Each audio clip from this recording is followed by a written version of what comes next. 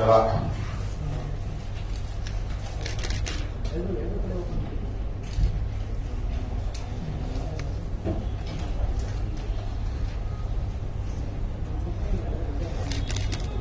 ಇವತ್ತು ನಮ್ಮ ರಾಜ್ಯದಲ್ಲಿ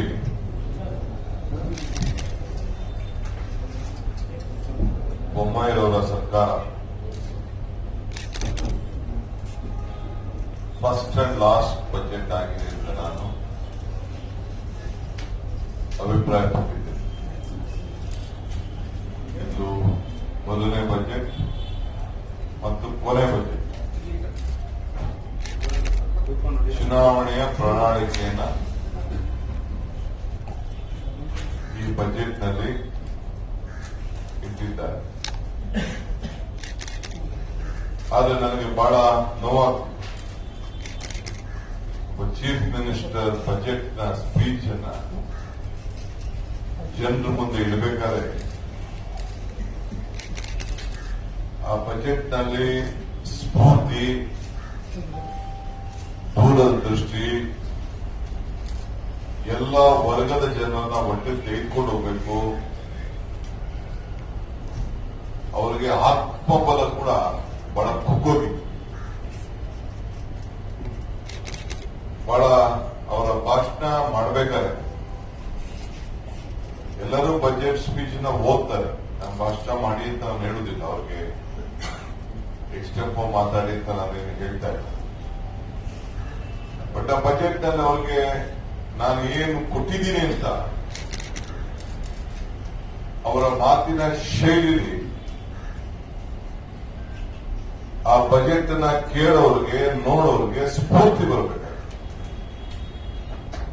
ಅದೇನು ಕೂಡ ಕಾಣಲಿಲ್ಲ.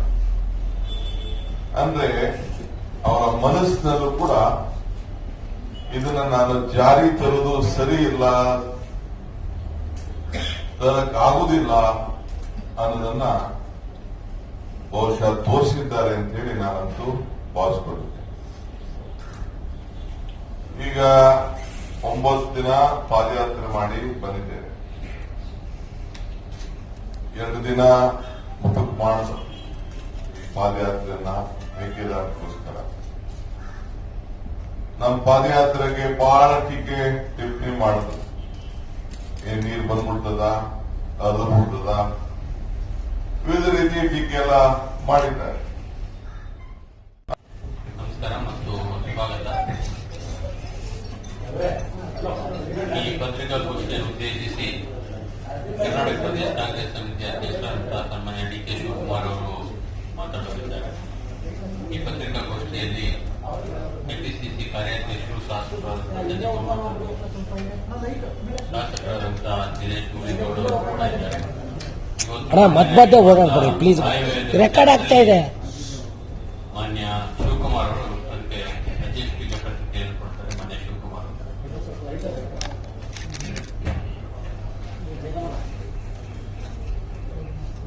ಹಲೋ.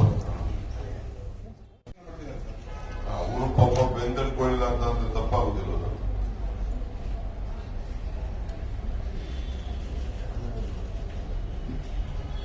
ಇರೋದು 1 ವರ್ಷ.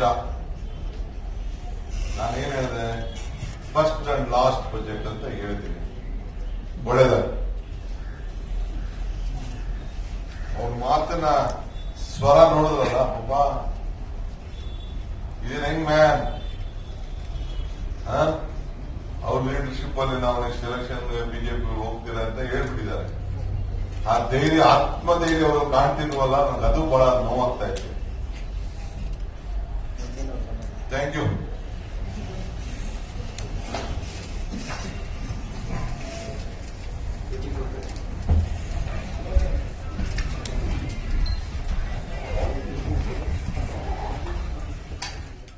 ಮಾಡ್ತಾ ಇಲ್ವಲ್ಲ, ಅದಕ್ಕೆ ಮೇಕೆದಾಟು ಪಾದಯಾತ್ರೆ ಮಾಡೋದಕ್ಕೋಸ್ಕರ ಅನುದಾನ ಕೊಟ್ಟಿದ್ದಾರೆ ಅಂತ ಏನೋ ಸುಳ್ಳು. ಅದು ಕ್ಲಿಯರೆನ್ಸ್ ಆಗುತ್ತೆ. ಹಂಗಾಗಿ ಅದನ್ನ ಪ್ರಿಪರೇಷನ್ ವರ್ಕ್ಗೋಸ್ಕರ ಅಲೋಕೇಶನ್ ಮಾಡಿದ್ದೀವಿ ಅಂತ ಹೇಳ್ತಾರೆ ಸರ್. ಒಟ್ಟೊಳಗೆ ನೀರು ಬರೋದಿಲ್ಲ ಅಂತ ಹೇಳೋದಕ್ಕೆ ಒಟ್ಟು ಒಪ್ಕೊಂಡಂಗೆ ಆಯ್ತಲ್ರಿ. 1,000 ಕೋಟಿ ರೂಪಾಯಿ ಕೊಡ್ತೀನಿ ಅಂತ. ಎಷ್ಟಾಗ್ತದೆ ಅಂತ ನನಗೂ ಗೊತ್ತಿದೆ. I know how much that project will cost. ಪವರ್ಗೆ ಎಷ್ಟಾಗ್ತದೆ, ಅಣಿಕಟ್ಟಿಗೆ ಎಷ್ಟಾಗ್ತದೆ, ಲ್ಯಾಂಡ್ ಎಕ್ವಿಷನ್ ಎಷ್ಟಾಗ್ತದೆ, ಅವೆಲ್ಲ ನಮಗೂ ಕೂಡ ಫಿಂಗರ್ ಟಿಪ್ಸ್ ಅಲ್ಲಿ ನಮ್ಮಲ್ಲಿದೆ. ನಾನು ಪವರ್ ಮಂತ್ರಿನೂ ಆಗಿದ್ದೆ, ಇರಿಗೇಷನ್ ಮಂತ್ರಿನೂ ಆಗಿದ್ದೆ, ಎಲ್ಲ ನನಗೂ ಗೊತ್ತಿದೆ ಅದೆಲ್ಲ. ಇರ್ಲಿ, ಒಟ್ಟೊಳಗೆ ನಮ್ಮ ಹೆಜ್ಜೆ, ಹೆಣ್ಮಕ್ಳ ಹೆಜ್ಜೆ, ಯುವಕರ ಹೆಜ್ಜೆ, ರೈತರ ಹೆಜ್ಜೆಗೆ ಆ ಯೋಜನೆ ತರ್ತೀವಿ ಅಂತ ಹೇಳಿದಾರಲ್ಲ. ಸೊ ಬಹಳ ಜನ ಟೀಕೆಗಳು ಮಾಡಿದ್ರಲ್ಲ, ಬಹಳ ದೊಡ್ಡ ದೊಡ್ಡ ಟೀಕೆ. ಕಬ್ನಾಗ್ಲೂ ಮಾಡಿದ್ರು, ಕಬಾಬ್ಗೂ ಮಾಡಿದ್ರು, ಕಲ್ಲಂಗರಿಗೂ ಮಾಡಿದ್ರು, ಎಣ್ಣೆ ಇದಕ್ಕೂ ಮಾಡಿದ್ರು, ಟಮಟೆಗೂ ಮಾಡಿದ್ರು. ಪಾಪ ಎಷ್ಟು ಕಲಾವಿದರು ಹೆಜ್ಜೆ ಆಗ್ತಿದ್ರು. ಈ ಕಲಾವಿದರು ಸಂಸ್ಕೃತಿನೂ ತೋರಿಸಿದ್ರು, ರೈತರು ತೋರಿಸಿದ್ರು, ಅಪಾರ್ಟ್ಮೆಂಟ್ ಓನರು. ಬೆಂಗಳೂರು ನಗರದಲ್ಲಿ ಅಂತ ಸ್ವಾಗತ ಕೊಟ್ರಿ. ಬೆಂಗಳೂರು ನಗರದಲ್ಲಿ ಎಲ್ಲ ನಿಮ್ ಕಣ್ಗಳು, ನಿಮ್ ಕ್ಯಾಮ್ರಾಗಳೇ ಸಾಕ್ಷಿ ಅಲ್ವಾ? ನಿಮ್ ಕ್ಯಾಮ್ರಾಗಳೇ ಸಾಕ್ಷಿ. ಏನ್ ಅವ್ರಿಗೆಲ್ಲ ದುಡ್ಡು ಕೊಟ್ಬಿಟ್ಟು ಕರ್ಕೊಂಡ್ಬಂದಿದ್ವಾ? ಹೇಳಿದ್ರು ದುಡ್ಡು ಕೊಟ್ಬಿಟ್ಟು ಕರ್ಕೊಂಡ್ಬಂದ್ಬಿಟ್ಟವ್ರೆ. ಅಕ್ಷರ ಇದು ಯಾವ ರೀತಿ ಅವ್ರು ತೋರಿಸಿದ್ರು. ಈಗ ಈ ಮಹದಾಯಿಗೂ 1,000 ಕೋಟಿ ಇಟ್ಟಿದ್ದಾರೆ.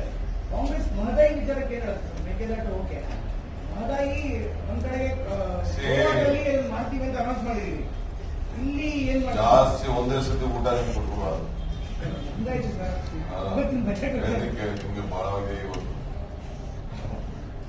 ನಿನ್ನೆ ನಾನು ಒಂದು ಸಾಲಿನಲ್ಲಿ ಹೇಳಿದ್ದೀನಿ. ಕಲ್ಯಾಣ ಕರ್ನಾಟಕ, ಕಿತ್ತೂರು ಕರ್ನಾಟಕ, ಕರಾವಳಿ ಕರ್ನಾಟಕ, ಮಲ್ನಾಡು ಕರ್ನಾಟಕ, ಬಯಲುಸೀಮೆ ಕರ್ನಾಟಕ, ಅದ್ರ ಬಗ್ಗೆ ಮಾತಾಡ್ತೀನಿ. ಸರ್, ನೀರಾವರಿ ವಿಚಾರಕ್ಕೆ ಸಂಬಂಧಪಟ್ಟ ಕಳೆದ ಹಳೆ ಬಾಕಿಗೆ 18,000 ಕೋಟಿ ಬಾಕಿ ಇದೆ ಸರ್. ಈಗ ಬರೀ 20,000 ಕೋಟಿ. ನೋಡಿಯಪ್ಪ, ಯಡಿಯೂರಪ್ಪನವರು ಪೆನ್ನು ಹೆಂಗೆ ಬಳಸಬೇಕು ಬಳಸ್ತಿದ್ದಾರೆ. ಕಾಂಟ್ರಾಕ್ಟರ್ ಕೇಳಿ ಗೊತ್ತಾಗ್ತದೆ ಮಾಡಿದ ಕೆಲಸ ಏನ್ ಕೆಲಸ. ಬೊಮ್ಮಾಯಿನವರು ಎಣ್ಣ ಯಾಕೆ ಅವ್ರಿಗೆಲ್ಲ ಬಿಡುಗಡೆ ಮಾಡಿಲ್ಲ ಹಣ, ಅದೆಲ್ಲ ಈಗ ನಾನು ಮಾತಾಡಕ್ ಹೋಗುದಿಲ್ಲ. ಈಗ ಎತ್ತಿನೊಳೆ ವಿಚಾರ ಇದೆ, ಬೇರೆ ಬೇರೆ ಯೋಜನೆ ಇದೆ, ಅದೆಲ್ಲ ನಾವು ಬಜೆಟ್ ಅಲ್ಲ ಮಾತಾಡ್ತೀವಿ. ಸರ್ವವ್ಯಾಪಿ ಸರ್ವಸ್ಪರ್ಶಿ ಎಲ್ಲರನ್ನ ಒಳಗೊಂಡಂತ ಬಜೆಟ್ ಮಂಡಿಸಿದ್ದೇವೆ. ಇದು ದೂರದೃಷ್ಟಿಯುಳ್ಳ ಕಟ್ಟಂತವ್ರಿಗೆ ನಾನು ಉಪಯೋಗ ಅಂತ ದಿನ ಆಗಿದ್ಯಾ? ಸೊ ಇದು ಈ ಬಜೆಟ್ ಸುಮ್ಮನೆ ಎಲೆಕ್ಷನ್ಗೋಸ್ಕರ ಒಂದು ಬಜೆಟ್ ಅಂತ ಹೇಳಿ ತಾವು ಕೆಲವು ಸಣ್ಣ ಸಣ್ಣ ಸ್ಕೀಮ್ಗಳನ್ನ ಸೇರಿಸಿ ಮಾಡಿದ್ದೀರಿ. ಮೇಜರ್ ಯಾರು ಕೊಡಬೇಕು ಅಂತ ಹೇಳಿ ಅದನ್ನು ಎಲ್ಲ ಕೂಡ ಬಿಟ್ಟು ಕೈಗಾರಿಕೆಗೂ ಇಲ್ಲ, ಕೃಷಿಗೂ ಇಲ್ಲ, ತೋಟಗಾರಿಕೆಗೂ ಇಲ್ಲ, ಮತ್ತು ಯಾವ ತರಬೇತಿ ಇಲ್ಲ. ಈ ವರ್ಷ ಸ್ವಲ್ಪ ಸ್ಪೋರ್ಟ್ಸ್ಗೆಲ್ಲ ಸ್ವಲ್ಪ ಇಂಪ್ರೂವ್ಮೆಂಟ್ ಕಾಣ್ತಾ ಇದೆಲ್ಲ. ಇದು ನಮ್ಮಪ್ಪ ಒಲಿಂಪಿಕ್ಸ್ ಅಲ್ಲಿ 1-2-3 ಬಂತು. ಈಗ ನೆಕ್ಸ್ಟ್ ಸ್ಟೇಡಿಯಂ ಉಪಯೋಗಿಸ್ಬೇಕಾದ್ರೆ ದುಡ್ಡು ಕೊಟ್ಬಿಟ್ಟು ಅವ್ರು ಆಡ್ಬೇಕಂತೆ. ಅದ್ಯಾವುದೋ ಒಂದು ಹೊಸ ಸ್ಕೀಮ್ ಅಂತೆ, pay and use. Self reliant ಆಗ್ಬೇಕಂತೆ, ಪ್ಲೇ ಅಂಡ್ ಪೇ ಅಂತೆ. ಅದಾದ್ರೆ ಎಜುಕೇಶನ್, ಸ್ಪೋರ್ಟ್ಸ್, ಹೆಲ್ತ್ ಇವೆಲ್ಲ ನಮ್ಮ ಜವಾಬ್ದಾರಿ ಅಲ್ವಾ? ಆರೋಗ್ಯಕರವಾಗಿರ್ಬೇಕಾದ್ರೆ ಯುವಕರು ನಮ್ಮ ಜವಾಬ್ದಾರಿ ಅಲ್ವಾ? ಯುವಕರು ಆರೋಗ್ಯಕರವಾಗಿದ್ರೆ ಮಾನಸಿಕವಾಗಿ ಧೈರ್ಯ ತುಂಬುತ್ತೆ, ಶಕ್ತಿ ತುಂಬುತ್ತೆ, ಪ್ರೋತ್ಸಾಹ ಕೊಟ್ರೆ ಅದಕ್ಕೂ ನೀವು ಕಂಟ್ರೋಲ್ ಮಾಡ್ತಾ ಇದ್ದೀರಲ್ಲ. ಹಣ ಕೊಟ್ಬಿಟ್ಟು ಆಟ ಆಡ್ಕೊಂಡು ಅಂದ್ಬಿಟ್ಟು ಎಲ್ಲ ಕಮರ್ಷಿಯಲೈಸ್ ಕೊಟ್ಬಿಟ್ಟಿದ್ದೀರಲ್ಲ. ಕೇಂದ್ರ ಸರ್ಕಾರದವರು ಪ್ರೈವೇಟೈಸೇಷನ್ ಆಯ್ತು, ನೀವು ಕಮರ್ಷಿಯಲೈಸೇಷನ್ ಆಯ್ತು. ಸೊ ಹಂಗೆ ಬೇಕಾದಷ್ಟು. ಆಮೇಲೆ ದೇವಾಲಯಗಳಿಗೆ ಬೇರೆ ನಿಯಂತ್ರಣ, ನಿಮ್ದೇ ಆದಂತ ಘೋಷಣೆ ಏನೇನೋ ಕೆಲವೆಲ್ಲ ಮಾಡ್ತಾ ಇದ್ದೀರಿ.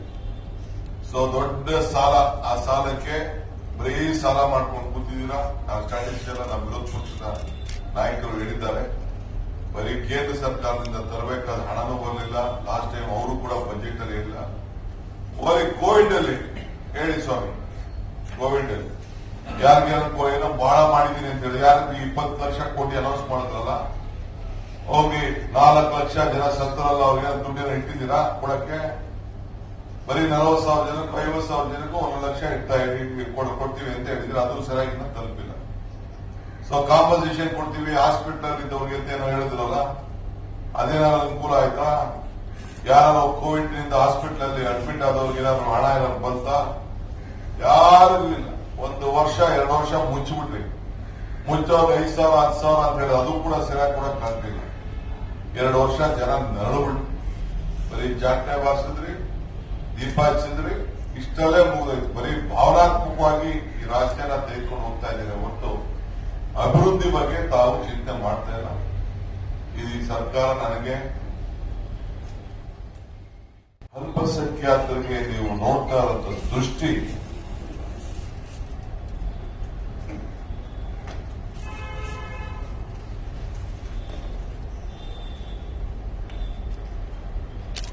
ನಾವು ಅಲ್ಪಸಂಖ್ಯಾತರಿಗೆ ಎಷ್ಟು ಕೋಟಿ ಹಣ ಇಟ್ಟಿದ್ದೋ 3,000 ಚಿಲ್ಲರೆ ಕೋಟಿ ಹಣ ಇಟ್ಟಿದ್ದನ್ನ ಬಹುಶಃ ಎಲ್ಲ ದಾಖಲೆದಿದೆ. ನೀವು ಸ್ಕಾಲರ್ಶಿಪ್ ಹುಡುಗರುಗಳಿಗೆ ಏನೇನು ತೆಗಿಬೇಕು ಅಂತ ತೆಗೆದಿದ್ದೀರಿ. ಎಂತೆಂತ ಇನ್ಸ್ಟಿಟ್ಯೂಷನ್ ನಡೆಸ್ತಾ ಇದ್ದಾರೆ, ಎಂತೆಂತ ವಿದ್ಯಾಸಂಸ್ಥೆಗಳು ಹಾಸ್ಪಿಟಲ್ಗಳೆಲ್ಲ ನಡೆಸ್ತಾ ಇದ್ದಾರೆ. ನೀವು ಒಂದ್ ಕಡೆ ಹೇಳ್ತೀರಿ ಅಲ್ಪಸಂಖ್ಯಾತರ ಮೆಟ್ರಿಕ್ ನಂತರ 100 ವಿದ್ಯಾರ್ಥಿ ತಲಾ 25ರಂತೆ ಒಟ್ಟು ಹೆಚ್ಚಿಸಲು 10 ಕೋಟಿ ರೂಪಾಯಿ. ನಾಡಿನ ಕ್ರಿಶ್ಚಿಯನ್ ಸಮುದಾಯದ ಸರ್ವತೋಮುಖ ಅಭಿವೃದ್ಧಿಗೆ 50 ಕೋಟಿ ರೂಪಾಯಿ ರೂಪಿಸ್ತೀವಿ.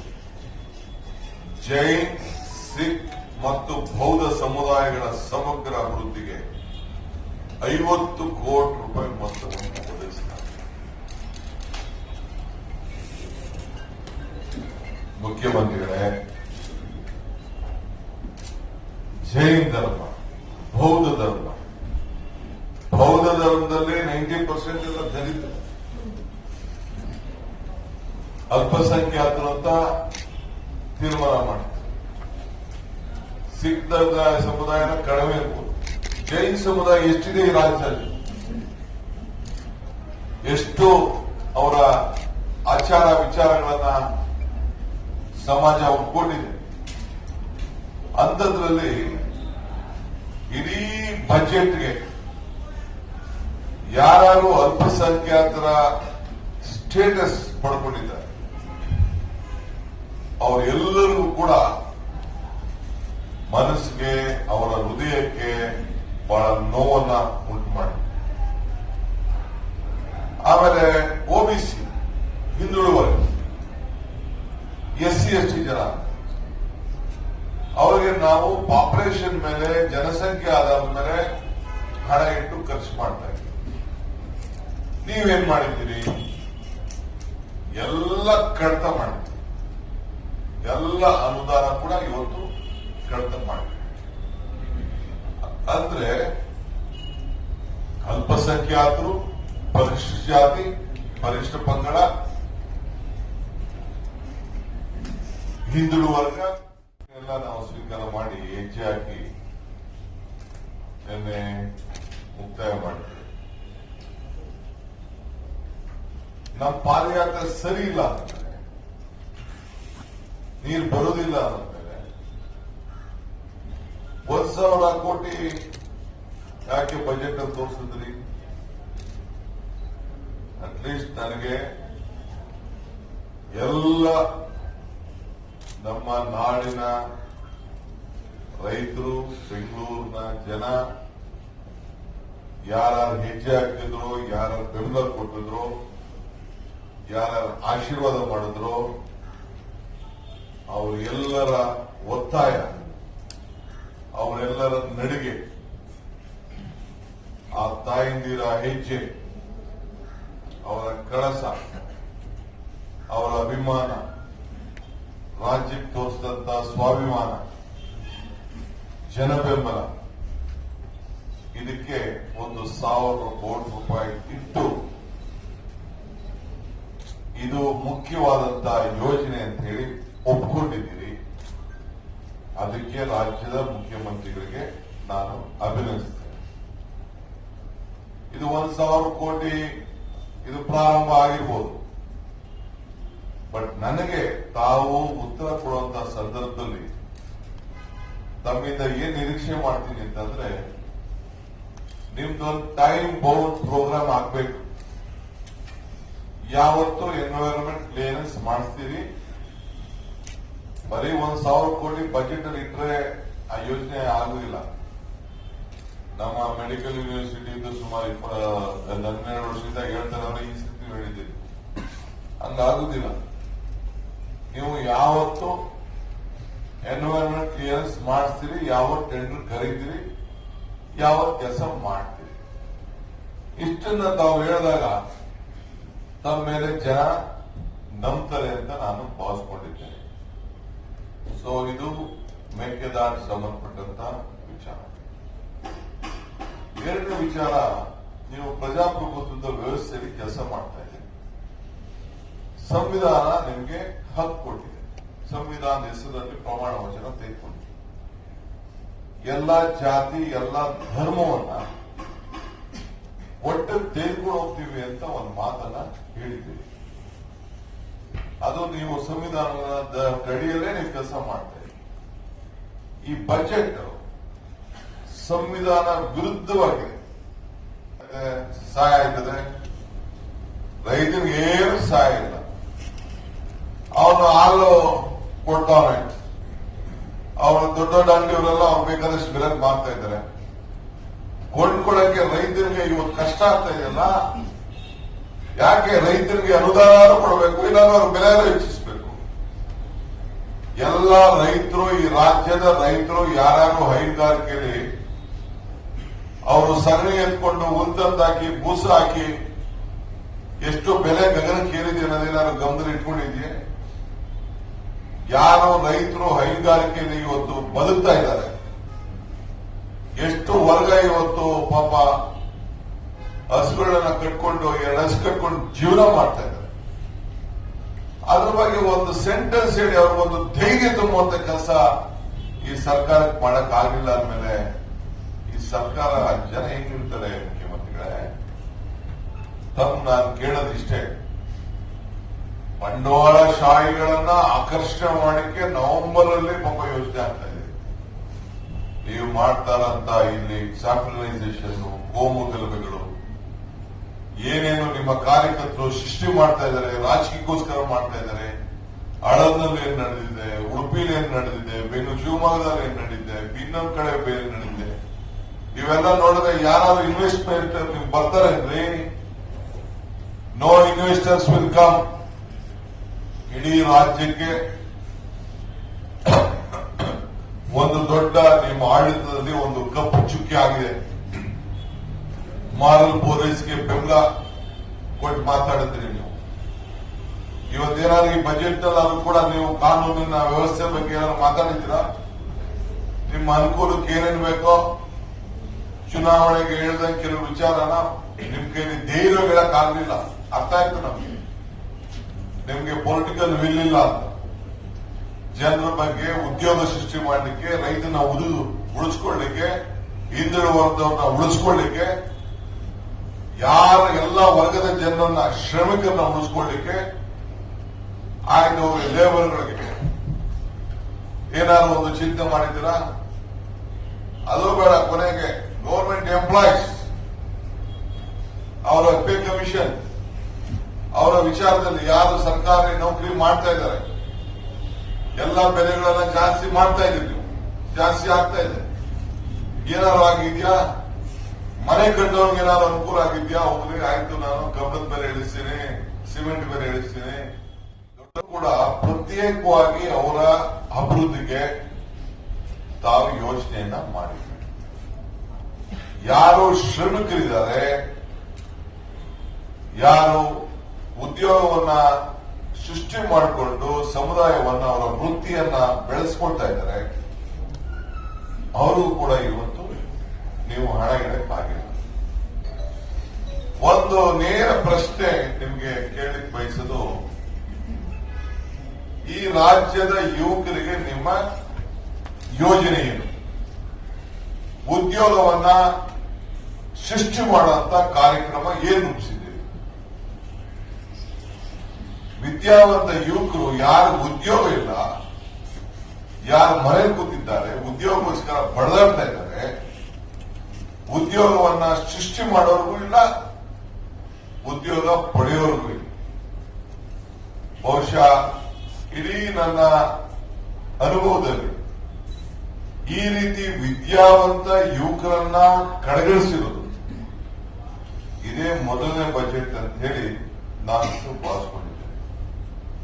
ಕೇಂದ್ರ ಸರ್ಕಾರದಲ್ಲಿ ಹಿಂದೆ ಪ್ರಧಾನಮಂತ್ರಿಗಳು ಬಜೆಟ್ ಸ್ಪೀಚ್ ಅಲ್ಲಿ ವರ್ಷಕ್ಕೆ 2 ಕೋಟಿ ರೂಪಾಯಿ 2 ಕೋಟಿ ಜನರಿಗೆ ಉದ್ಯೋಗ ಕೊಡ್ತೀವಿ ಅಂತ ಹೇಳಿದ್ರು. ಅದಾಗ್ಲಿಲ್ಲ ಬಿಡಿ, ನಿಮ್ ಕೈಲಿ ಆಗ್ಲಿಲ್ಲ. ಮೊನ್ನೆ ನಿರ್ಮಲಾ ಸೀತಾರಾಮನ್ 60 ಲಕ್ಷಕ್ಕೆ ಇಳಿಸಿದ್ರು. ನೀವು ಉದ್ಯೋಗನ ಸೃಷ್ಟಿ ಮಾಡಿದ ಬಗ್ಗೆ ಮಾತಾಡ್ತಾ ಇಲ್ವಲ್ಲ. ಆಯ್ತು, ರೈತನ ಬಜೆಟ್ ಕೂಡ ಯಡಿಯೂರಪ್ಪನ ಕೊಟ್ಟಿದ್ರು.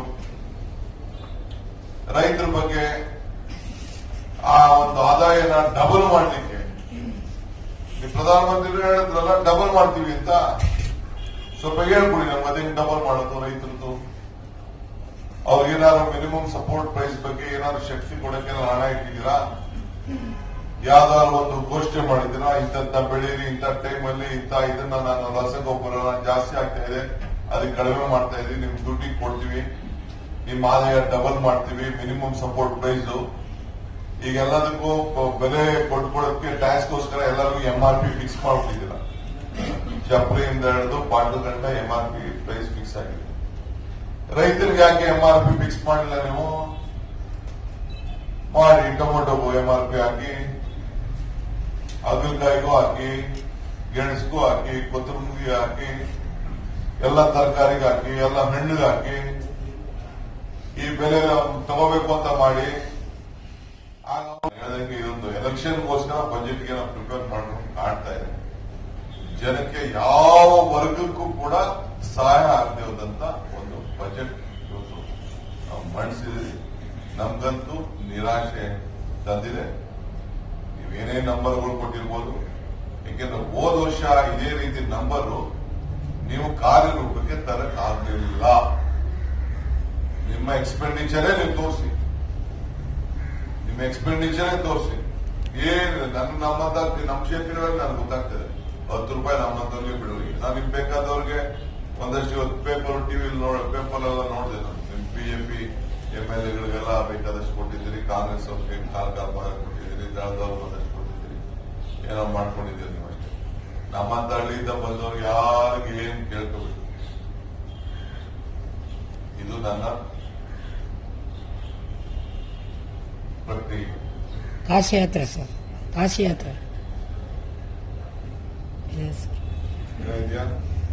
ಸರ್, ಸಿಎಂ ಹೇಳಿದ್ರು ನೀವು ಬೇರೆ ಬೇರೆ ಅಲಿಗೇಷನ್ ಮಾಡಿದ ಮಾತಿಗೆ ಪ್ರಮುಖವಾಗಿ ಪಾದಯಾತ್ರೆ ವಿಷಯ ಮಾತಾಡಿದ್ರು. ಮೇಕೆದಾಟು ಪಾದಯಾತ್ರೆ 1,000 ಕೋಟಿ ಕೊಟ್ಟು ಅಂತ ಕೇಳಿದ್ರು.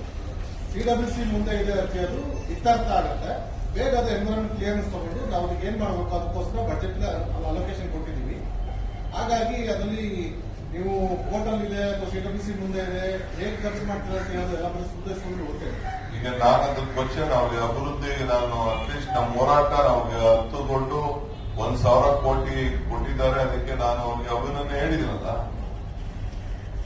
ಎಲ್ಲ ಯಾವ CWC ಏನಿಲ್ಲ, ಎನ್ವಿರಾನ್ಮೆಂಟ್ ಕ್ಲಿಯರೆನ್ಸ್ ಆಗ್ಬೇಕು, ಅದಕ್ಕೊಂದು ಡೇಟ್ ಯಾವತ್ತು ಕ್ಲಿಯರೆನ್ಸ್ ತರ್ತೀರಾ, ಯಾವತ್ತು ಖರ್ಚು ಮಾಡ್ತೀರಾ.